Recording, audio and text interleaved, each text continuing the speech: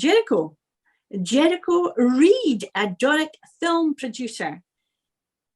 Jericho, can you tell us a wee bit about yourself and your background? So my background is I am an actor and filmmaker from Aberdeen, and I had been living in Canada for a few years and moved back to Aberdeenshire during the pandemic, which was sort of an enforced thing that I wasn't necessarily entirely happy about. But over those few years, when everyone's world got a lot smaller, I found myself back here, and so was attempting to produce things, make films in Aberdeen, which was something that I had never done since I hadn't really lived here since I was a child, essentially. Have you got a filming background, Jericho? Yeah, so I've always been interested in storytelling, and when I was at university, I studied English literature and philosophy, but I was very involved with the Glasgow University Student Television Station, which was a great opportunity for you to be involved in producing video content on a somewhat disciplined schedule. We had programs that had to go out every week, so you had goals and deadlines. There was a great network of shared knowledge. You got to experiment with various jobs, try everything you were interested in, and there was always someone there for you to shadow or to share what they knew.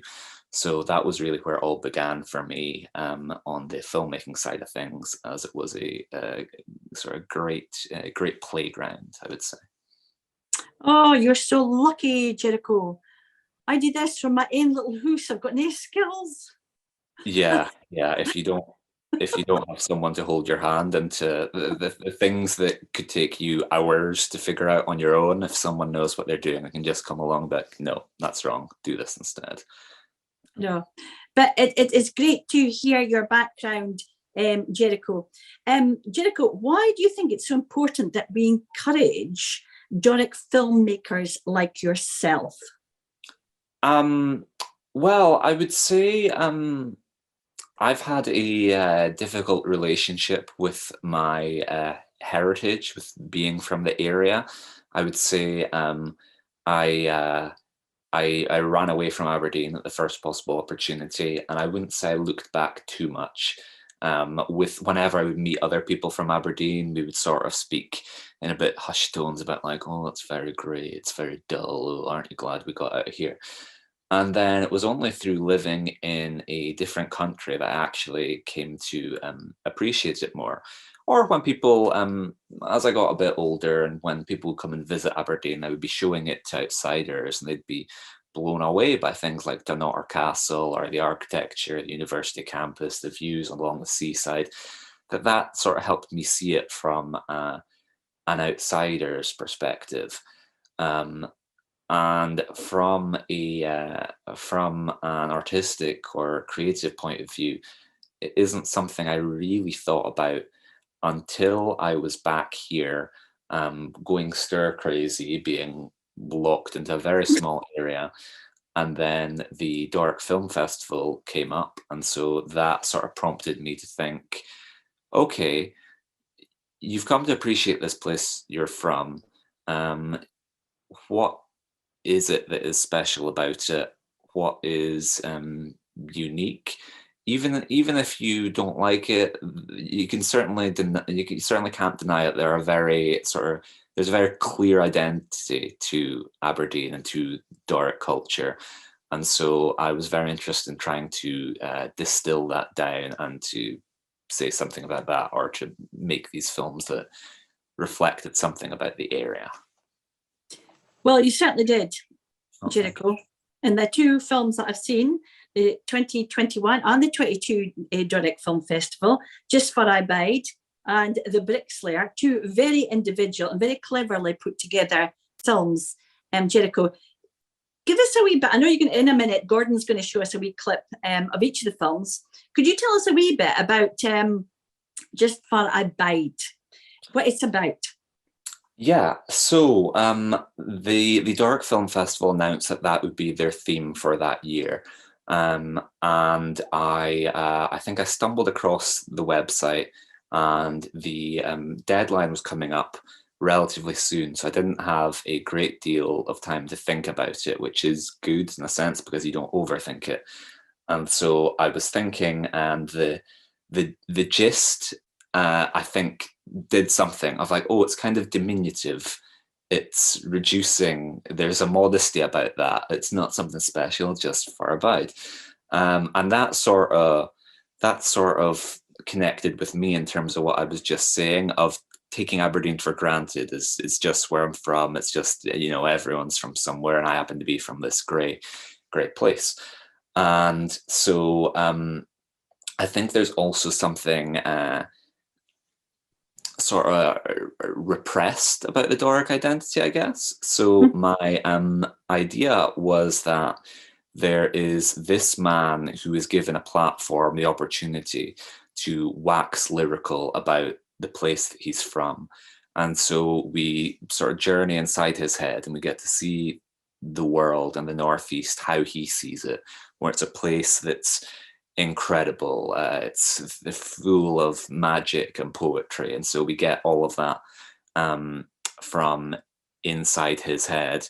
And then to ruin the film, essentially, you leap outside of it and you realize that he's not able to put in any of this into words, and he just kind of brushes it off with, oh, just for a bite, kind of what I mean.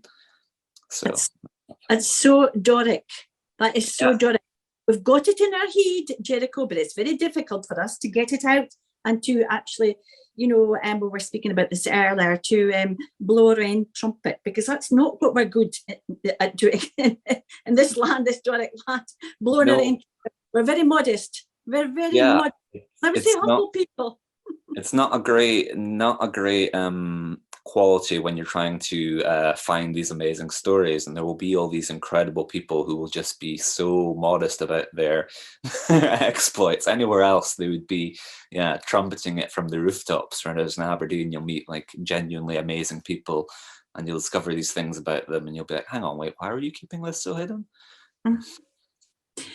Jericho, we're going to see a wee clip of Just for a Bide. We're going to see that just now. And at the end of this interview, there'll be we can see the whole two films, which will be great.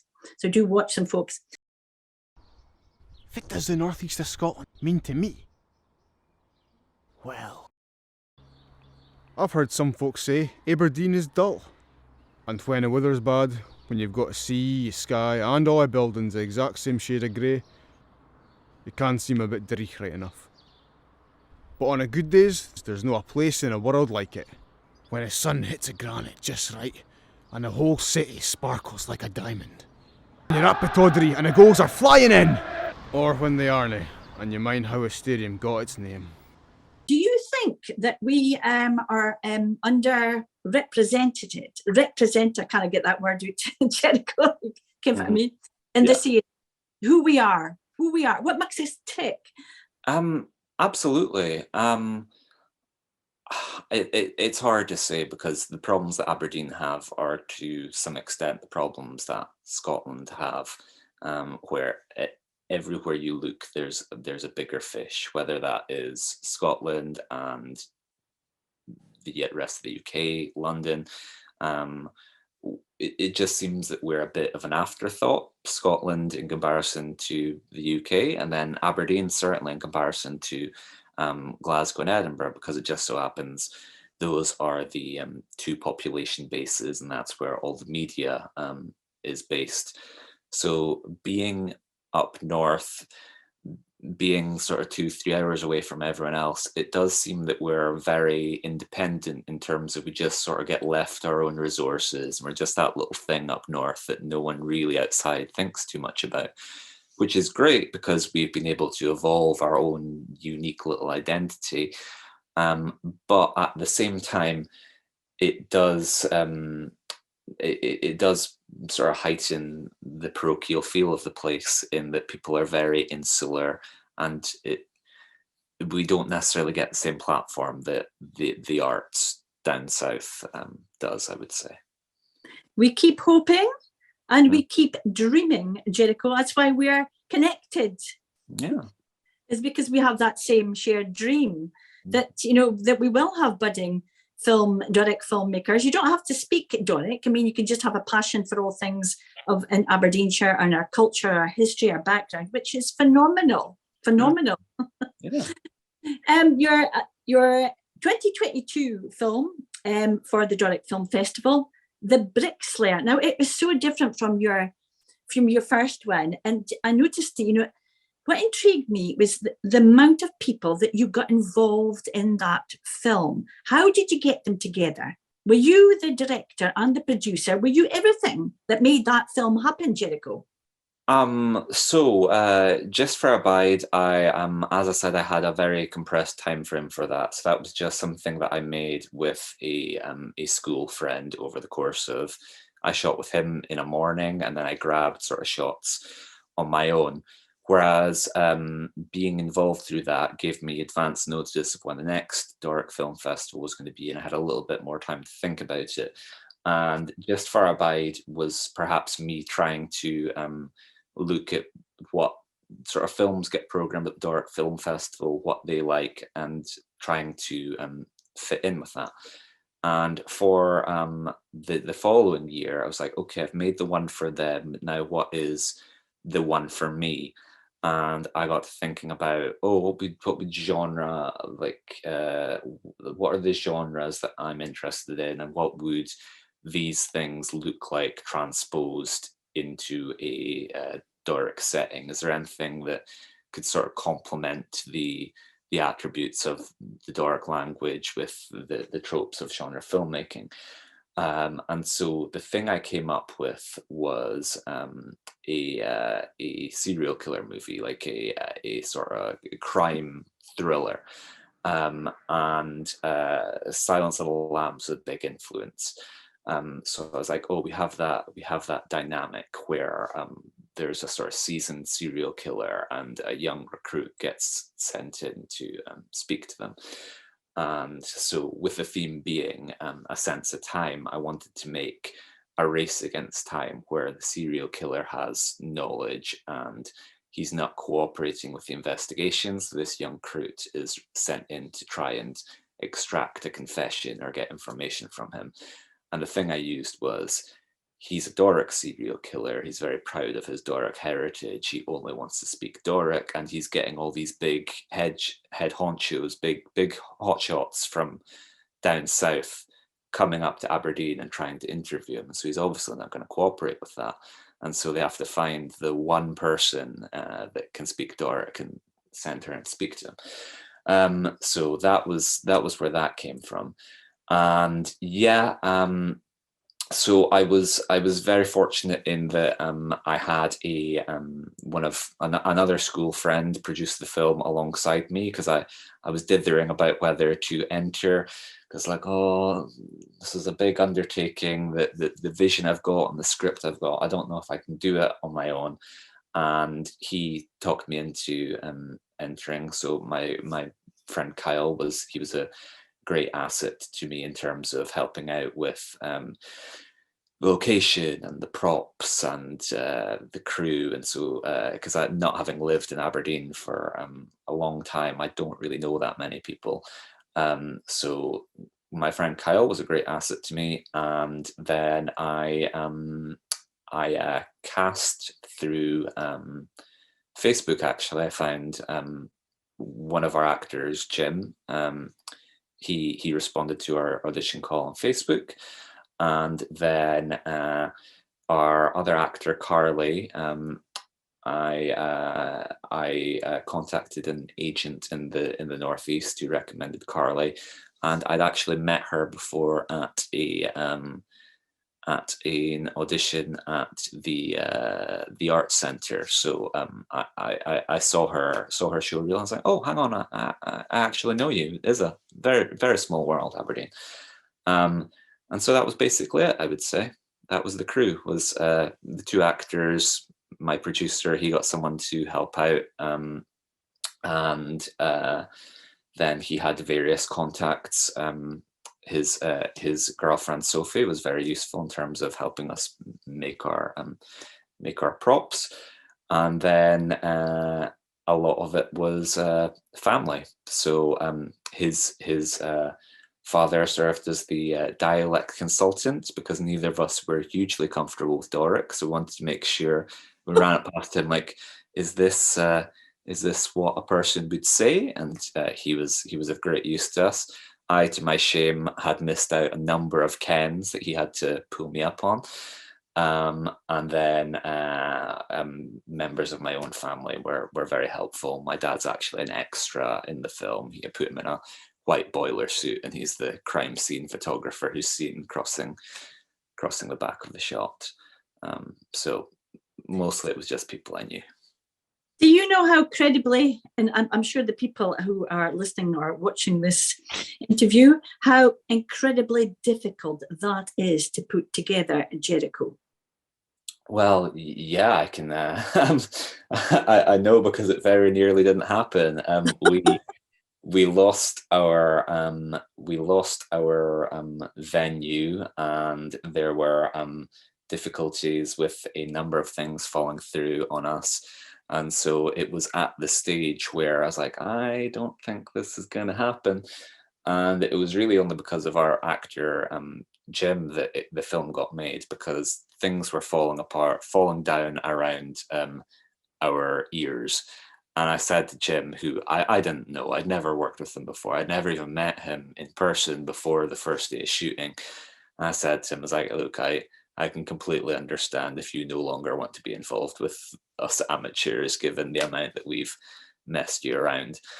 And he said, he was like, well, you know, I might be inclined to drop out were it not for the fact that I really love the script and the character. And so I would like to see this through. And so I said to him, I was like, well, that's all we need. If you want to make it, if nothing else, we will get this made come hell or high water, just to repay your faith. So yeah, it was a difficult production, to say the least. You got it done.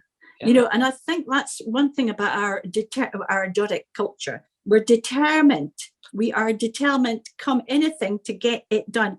And it's very difficult being a creative on your own, because I know I'm a creative. I work in my own little Lucy, got more than 4 Ys, and I just sometimes kind of contain the amount of ideas that I've got to a Jericho. But somehow you continue, you do, because it's like so part of you just want to be able to excel or expel what you've got in here, and to be able to produce what you've done, Jericho. I would say you are highly, highly clever, and you're just like so Doric. Had your head down. You had your head down. Near Aberdeen, why do you keep sending all this folk in to speak to me? It's like Union Street on a Saturday afternoon. I can't get a minute's peace. And you haven't even brought me my payment.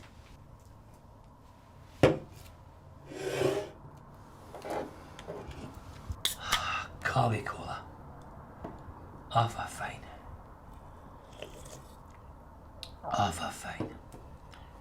Nevertheless, I tell you, I'm not saying another word until you deal with the common courtesy of speaking to me in my own tongue.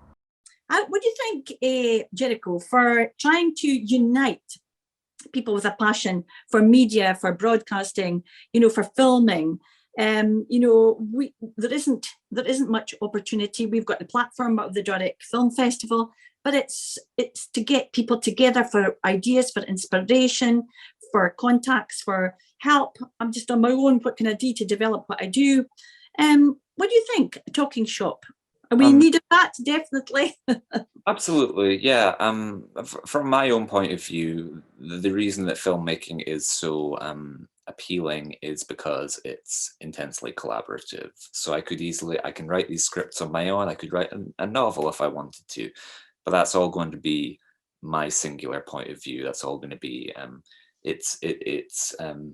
It's reassuring in some ways to know, okay, look, it's just me and the paper. I can control everything here. I'm not going to have venues falling out or other things. But that sort of safeness, it lacks the thrill of filmmaking in that there isn't that sense of danger. And so the reason I like filmmaking is you've got so much going on. You've got the photography, you've got the performances, you've got the sound, and at its best, you're collaborating with a number of other amazing artists who can make your piece so much better than it would have been on your own. I really enjoy working with actors, and I was very fortunate to work with 2 great actors in this film who can reinvent the role or show you a different side to something you had in your head that you never really imagined when you're putting it on paper. And that's a double-edged sword, because while it's great and while it makes things when they're going well very fulfilling and inspiring, it is a bit of an uphill battle if you don't have that network, if you can't find the collaborators. If you're a young person trying to make a film in Aberdeen, I have no idea what that must be like, because it would be very daunting to think like, okay, I have this great idea and I'm really passionate about this, but I don't know how a camera works. I don't know how to edit. I don't know about sound. And then all of a sudden it's racking up where you're feeling as if you need 4 or 5 people just to help you do the thing that you want to do. And having lived in other cities and countries, they're a lot better at it than we are, in terms of there's a very apparent network in place.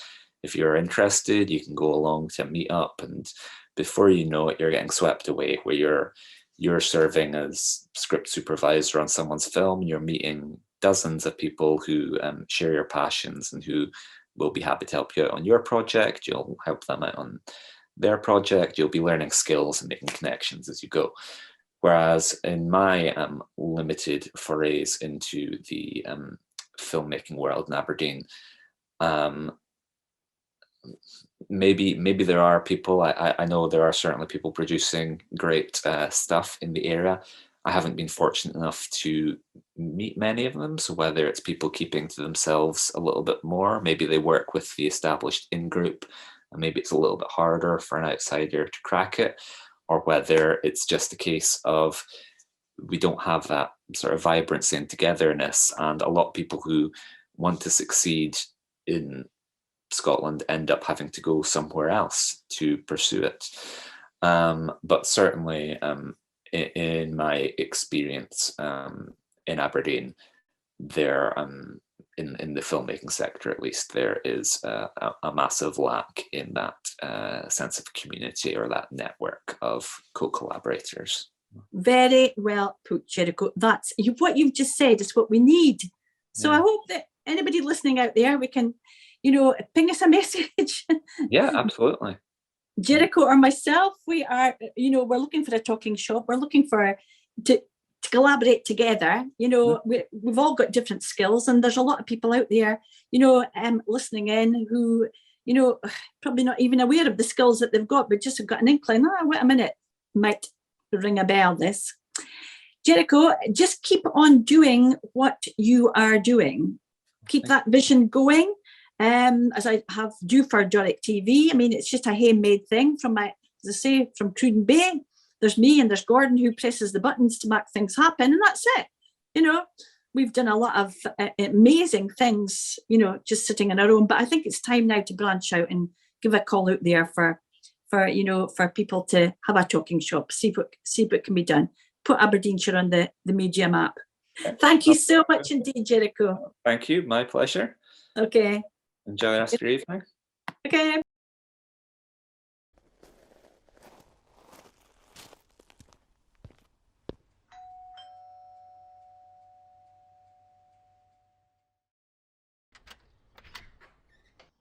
Aye? What do you want? Hello, sir. I'm from the UK Heritage Society and I'm conducting a survey. Would it be okay to ask you a few questions? Aye, alright. Can I ask where you were born? Where was I born? Just down there at the bottom of the hill there. Okay, and how long have you lived in the area? How long have I lived here?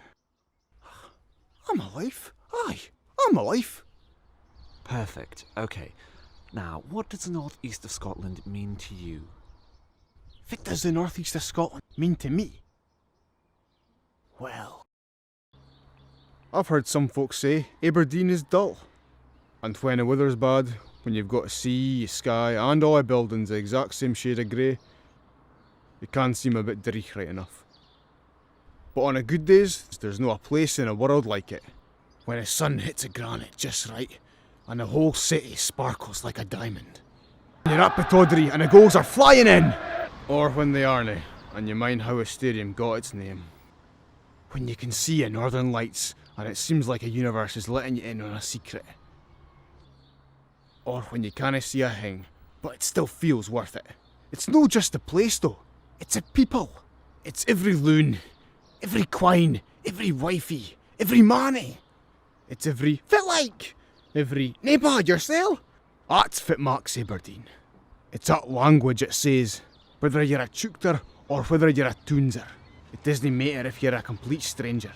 It says you're hame. I've even got a place in my heart for the Scurries. A tougher, mair canny bird you willna find ony way on earth. It's no just my hame tune. It's my way of life. It's all the thoughts in my head and all the words out my mouth. It's poetry and it's magic, and there's no other place like it.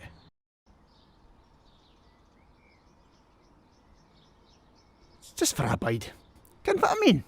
Cheerio.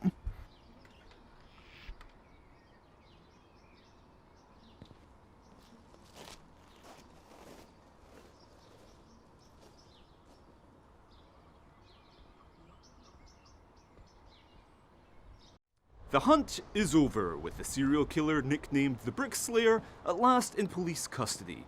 Andrew Pirrie, believed to be responsible for up to a dozen murders across the Aberdeenshire area, was apprehended after one of his customers discovered the body which Pirrie had buried beneath their brick patio. At this very moment, investigators are pressing Pirrie for the whereabouts of Iona Thompson and her young child, Stonehaven locals who were reported missing just hours before the Brickslayer was caught. However, with Pirrie reportedly refusing to cooperate, time is running out.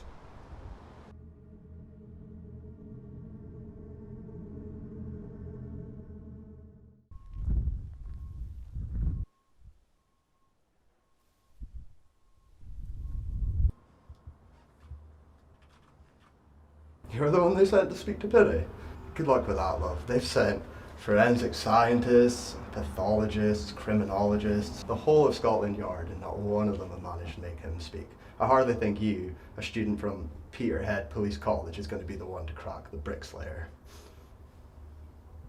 But on you go. If the bad man scares you, I'll just be outside for you. Near Evereen, why do you keep sending all this folk in to speak to me? It's like Union Street on a Saturday afternoon. I can't get a minute's peace. And you haven't even brought me my payment.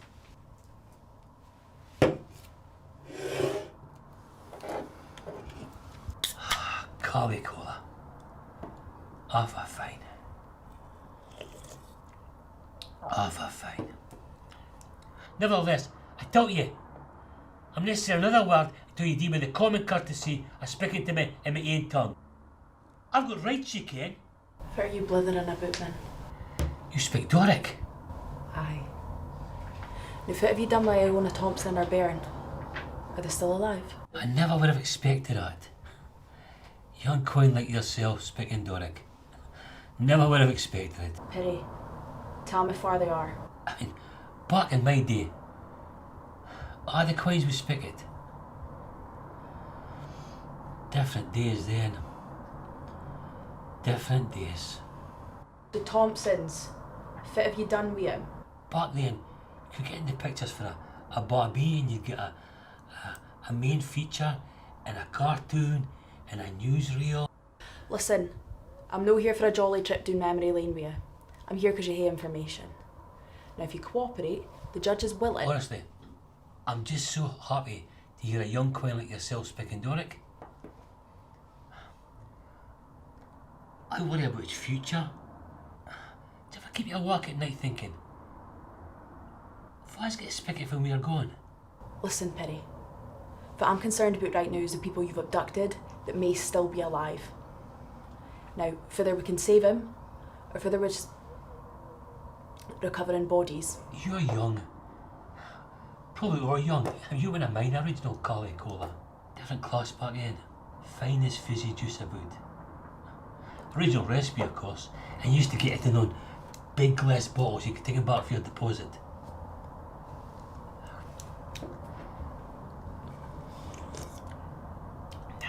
It's just near the same. Forget it, Min. You're useless. Fine, I'll tell you where they are. I've been here for a long time. I might as well tell you. Bricky. That was a grand job. Father used to say to me, son, get us a trade, bide out of trouble. Bricky, it was the same in his teenage as it is now. And it will be in the future. He and Brick and taught one another. You might want to get a pen and write us down. 27 Berrymere Road, Unit B. That's where you'll find what's left of them. Round the back where I used to keep my tools. You two were fairly getting on. I didn't need to have a stick up for it, Art.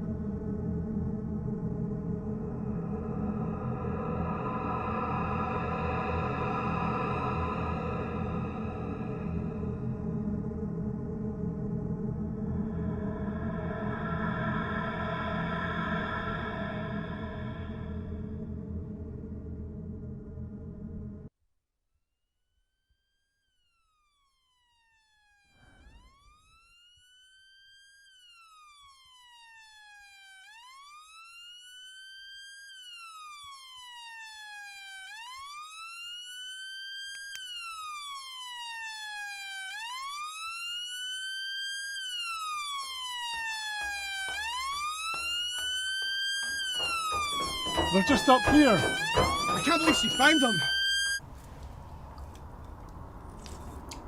Nah, it's just not quite the same. What? Dinner fuss, you feel gape.